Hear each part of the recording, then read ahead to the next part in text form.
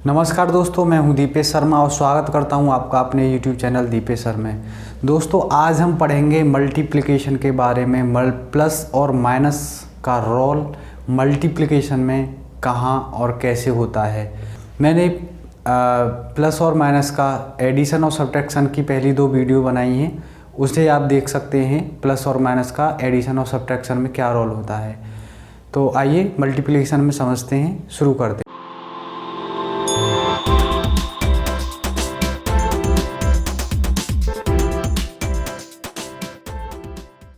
इसमें आपके 6 केसेस बनते हैं, तो उन्हें 1 बाय 1 करके हम समझेंगे। सबसे पहला है जब दोनों संख्याएं हमें प्लस प्लस की दे रखी हों, यानी 3 का मल्टीप्लाई करना हो 5। दोनों संख्याएं जब प्लस प्लस की होती हैं तो सिंपल मल्टीप्लिकेशन कर देते हैं। 3 5 ज़ा 15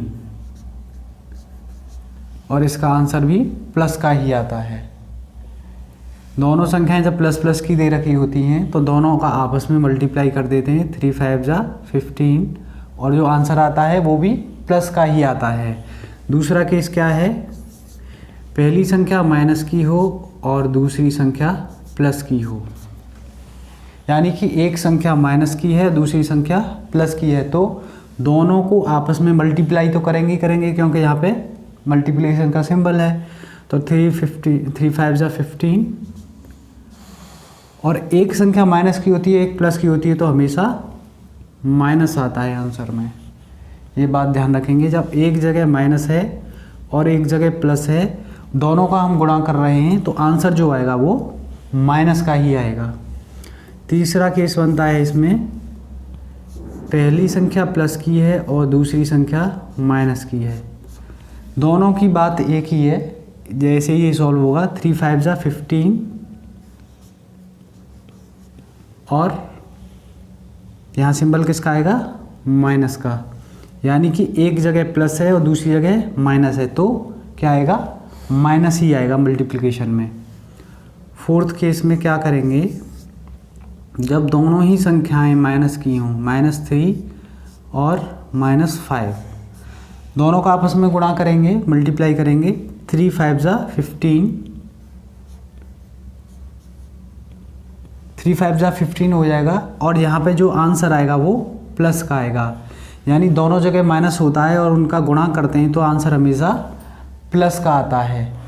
ठीक है, तो ये यहाँ तक आपको समझ में आ गया होगा चारों केसेस। आगे बढ़ते हैं 5वें केस पे। यदि कोई संख्या हो, किसी भी संख्या में हम 1 का गुणा करें तो वो संख्या ज्यों का त्यों आ जाती है। जैसे 3 में 1 का गुणा करेंगे तो 3, -5 में गुणा करेंगे 1 का तो -5, यानी कि किसी भी संख्या में 1 से गुणा करेंगे तो वो संख्या ज्यों का त्यों आंसर में आ जाती है। 6वां केस है, यदि किसी संख्या में 0 से गुणा करें हम तो वो संख्या आंसर जो आता है 0 आता है। किसी भी संख्या में यदि 0 से गुणा करेंगे हम तो आंसर 0 आता है। यहाँ 3 में हम 0 से करें तो 0 आएगा, -5 में हम 0 से गुणा करें तब भी 0 में आएगा। हम 9 9 9 9 इसमें भी 0 का गुणा करें तो 0 ही आएगा। ठीक है, तो एक बार रिवाइज कर लेते हैं। जब दो संख्याएं प्लस की होती हैं और उनका गुणा करते हैं तो आंसर प्लस का आता है। जब एक संख्या माइनस की होती है, एक संख्या प्लस की होती है तो आंसर माइनस में आता है। जब एक संख्या प्लस की होती है, दूसरी संख्या माइनस की होती है, तब भी आंसर माइनस का ही आता है।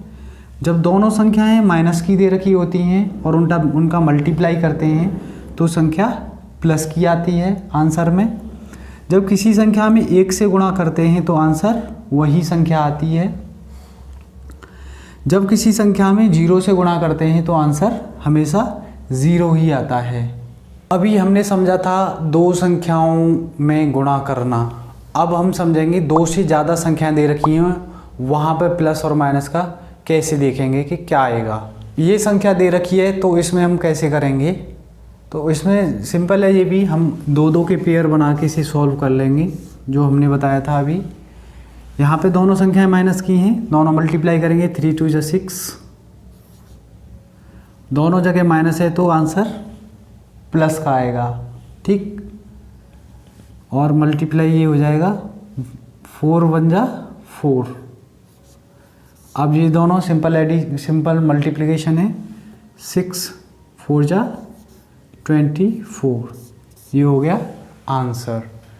एक और एग्जांपल ले लेते हैं, ये है तो इसे कैसे सॉल्व करेंगे। इन दोनों को करेंगे मल्टीप्लाई, माइनस माइनस प्लस हो जाएगा, 4 1 = 4। इन दोनों को करेंगे मल्टीप्लाई बाई, 5 3 = 15। एक प्लस का है एक माइनस का है तो यहाँ माइनस आएगा। अब इन दोनों को सॉल्व करेंगे, 15 4 = 60। एक जगह प्लस है एक जगह माइनस है तो क्या आएगा, -60। यही आंसर है। तो मुझे उम्मीद है कि आपको ये कॉन्सेप्ट बहुत ही अच्छे से समझ में आ गया होगा। और अब मैं आपको प्रैक्टिस के लिए क्वेश्चन दूंगा और उनके आंसर डिस्क्रिप्शन में दूंगा, वहाँ से क्वेश्चन आप अपने आंसर्स का मैच करें और कमेंट करके बताएं कि आपके कितने आंसर करेक्ट हैं। तो ये दोस्तों, ये रहे आपके प्रैक्टिस के लिए क्वेश्चंस। हमने आंसर इनके डिस्क्रिप्शन में दे रखे हैं, आप अपनी नोटबुक में सॉल्व करें और हमें कमेंट करके बताएं कि आपके कितने क्वेश्चन सही हैं। वीडियो देखने के लिए बहुत बहुत धन्यवाद। मिलते हैं आपसे अगले वीडियो में।